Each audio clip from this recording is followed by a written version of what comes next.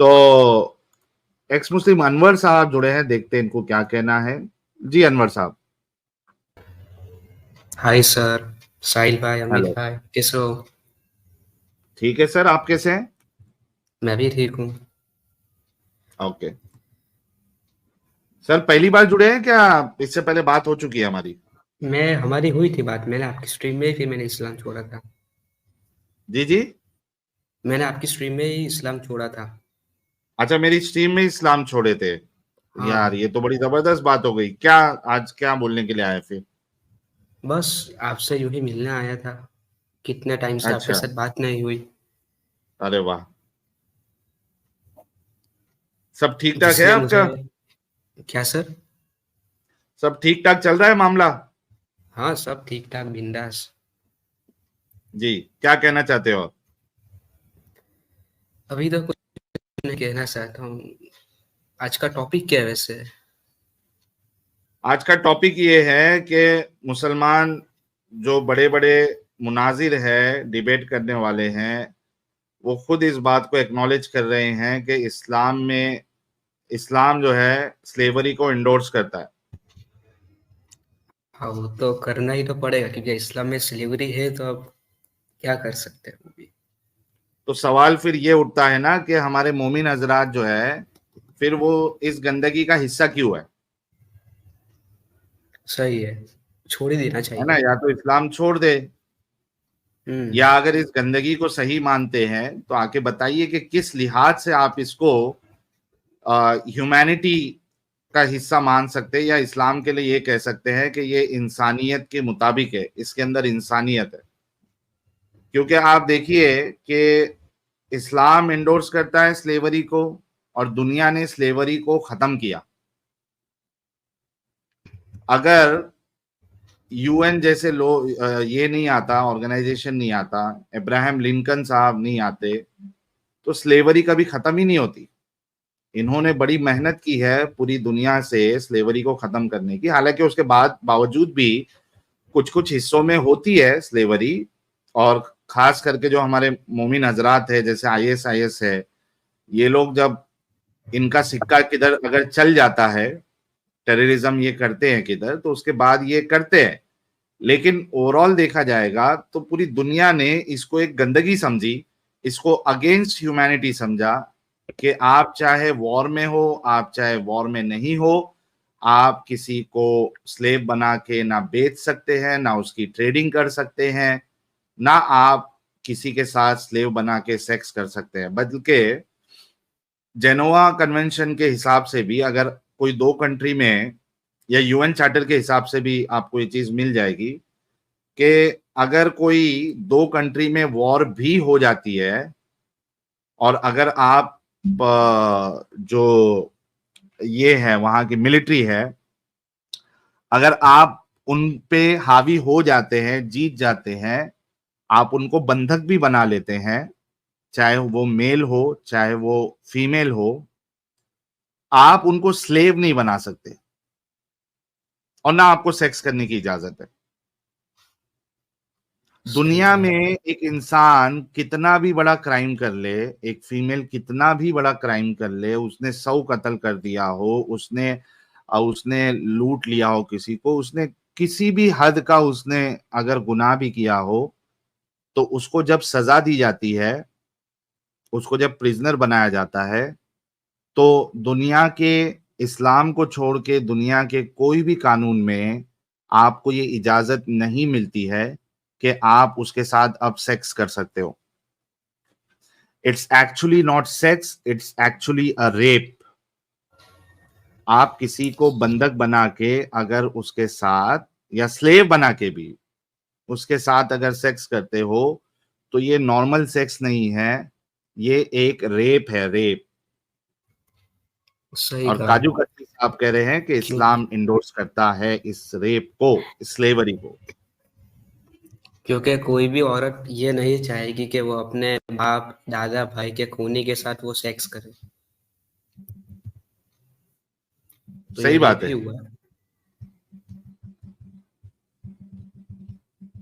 इससे मैं एक सही बात सवाल है। पूछ सकता हूँ? जी जी, पूछिए। वो मैंने कहीं सुना था कि ये मोहम्मद जो था वो बहुत फाके पे फाके करता था और सारा माल वो सदका कर देता था। ऐसा कुछ है क्या? हमें कुछ मिलता है इस्लामी हदीस में? भाई लेकिन देखो, मैंने ढूंढा तो मुझे ये नहीं मिला। जी जी, मैं आप एक चीज बताता हूँ आपको। अगर कहीं आपको हदीस में आ, मिल भी जाए इस तरीके से, पेट पे पत्थर बांधा करते थे, फाके करते थे, तो उसकी सिंपल सी वजह है, क्योंकि वो काम धंधा नहीं करते थे वो लोग।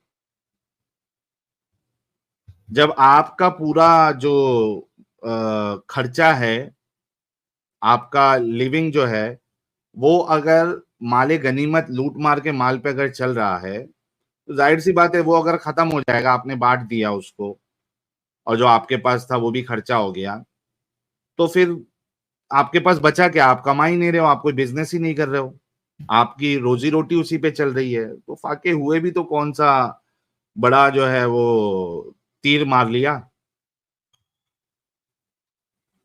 और वो भी हाँ, सही कही आपने बात, पॉइंट है। तो ये मामला है। और वो भी है ना, क्या कहता है कि मोहम्मद जो था वो उसने मदीना में जब से उसकी हिजरत हुई उसकी मौत तक उसने 2 टाइम पेट भरकर खाना भी नहीं खाया था। हम्म। इसका भी जवाब दे दे अगर हो सके तो। क्या मौत के टाइम? मदीना में हिजरत हुई तब उसने तब से लेकर मौत तक 2 टाइम पेट भरकर खाना नहीं खाया था। नहीं भाई, ये तो हमने कहीं नहीं पढ़ा है कि पेट भर के खाना नहीं खाया है। और यार कोई पेट भर के, मैं वही कह रहा हूं ना, ये कोई आर्ग्यूमेंट ही नहीं है। पेट भर के नहीं खा रहा था, हो सकता कोई तकलीफ हो। पेट भर के नहीं खाना खाने से उसकी, उस इंसान की अच्छाई कहाँ से साबित होती है? अच्छाई तो तब साबित होगी जब उससे इतने बड़े बड़े गुनाह ना हुए हो। एक इंसान जो है हाँ, वो लूट मार कर रहा है, लोगों का रेप कर रहा है, अब वो अगर पेट भर के खाना भी नहीं खाता तो क्या वो भगवान बन गया, वो कोई सेंट बन गया, वो कोई वली बन गया, वो कोई खुदा का अच्छा बंदा बन गया, नेक बंदा बन गया? मुझे समझ में नहीं आता है कि इतने बेकार आर्ग्यूमेंट जो है कोई मोमिन किसी को कैसे दे सकता है मैं कि वही खाते आपसे थे, मैं नहीं खाते थे, फाका करते थे, नहीं करते थे। It does not have to do anything with your character, with your humanity. कोई फर्क नहीं मैंने भी पड़ता इससे, आप खाना खा रहे नहीं खा रहे, पेट भर के खा रहे कम खा रहे, आप दूसरे लोगों के साथ कैसे हैं? मैंने भी आपने बहुत ढूंढा पर सोसाइटी को ये क्या तो दिया? वैसे तो मोहम्मद ने कितने कितने क्राइम किए हैं। सफिया को भी हाँ, उसने 7 गुलामों के बदले ले लिया था। बिल्कुल। इतनी उसमें वो थी, हवस थी। बिल्कुल। ठीक है, एक्स मुस्लिम अनवर साहब, अच्छा लगा आप ठीक है। जुड़े। हाँ, ठीक है सर। चलिए, thank you so much. Welcome. बल्कि आप देखिए कि वो तो छोड़ दीजिए, आप खाना खाते थे नहीं खाते थे, रसूलुल्लाह ने इतनी सारी शादियां की, लेकिन बीवियों को जो हैज का जो कपड़ा है, हाँ वो भी हाँ, एक मैं भी से यही ज्यादा पॉइंट। उनके पास देने की जो है वो नहीं थी, हैसियत नहीं मैं थी। भी।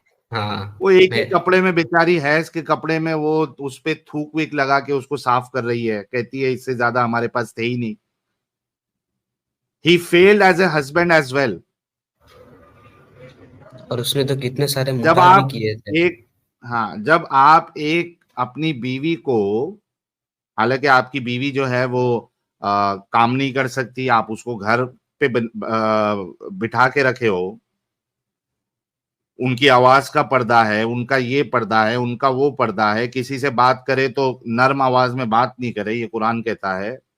तो भाई, अगर आप अपनी वाइफ को मेंस्ट्रुएशन क्लोथ भी अगर इतने नहीं मुहैया करा सके कि उसमें वो साफ सफाई रखे, तो you have failed as a husband. आपको तो फिर शादी भी नहीं करना चाहिए। और रसूलुल्लाह की शादी की तो गिनती नहीं है, इतनी शादियां की है। कितने को तो मोटा कर कर एक रात में छोड़ दिया था। जी, चलिए, थैंक यू अनवर भाई, बहुत बहुत शुक्रिया जुड़ने ठीक के है लिए। सर। जय हिंद, जय भारत, वंदे मातरम। जय हिंद, जय भारत। देखिए, कई सारे लोग जो है इसी तरीके से इस्लाम छोड़ते जाएंगे, अगर मोमिन हजरात के पास इस्लाम का दिफा करने के लिए अगर कोई अच्छे आर्गुमेंट्स नहीं है। खत्म हो चुके हैं बेचारे, बिल्कुल खत्म हो चुके हैं।